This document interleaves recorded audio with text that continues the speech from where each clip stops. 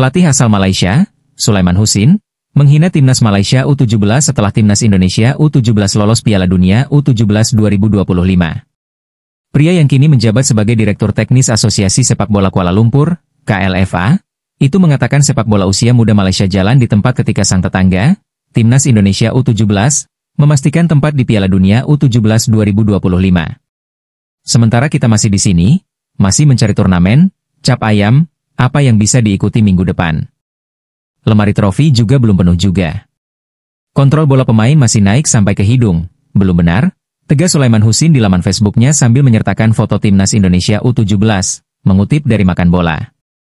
Hasil yang didapat sepak bola Malaysia dan Indonesia memang mengalami perbedaan dalam beberapa tahun terakhir. Di level senior, timnas Indonesia tengah berjuang lolos Piala Dunia 2026. Sementara timnas Malaysia, terhenti langkahnya di babak kedua kualifikasi Piala Dunia 2026 zona Asia.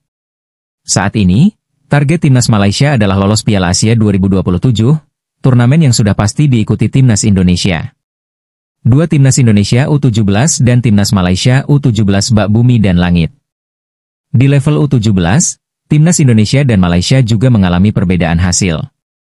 Ketika timnas Indonesia finish ketiga di Piala AFF U16 2024, Malaysia rontok di fase grup. Lanjut ke kualifikasi Piala Asia U17 2025. Timnas Indonesia U17 finish sebagai runner-up grup G dengan 7 angka, sama persis dengan Australia di posisi puncak. Alhasil, Australia dan timnas Indonesia U17 lolos Piala Asia U17 2025. Bagaimana dengan timnas Malaysia U17? Skuad Harimau Muda julukan timnas Malaysia U17 hanya mengoleksi 1 angka dari 2 pertandingan. Setelah kalah 0-2 dari UEA U17, Malaysia U17 ditahan Laos U17. Timnas Malaysia U17 pun gagal lolos Piala Asia U17 2025. Di sisi lain, timnas Indonesia U17 bersinar terang di Piala Asia U17 2025.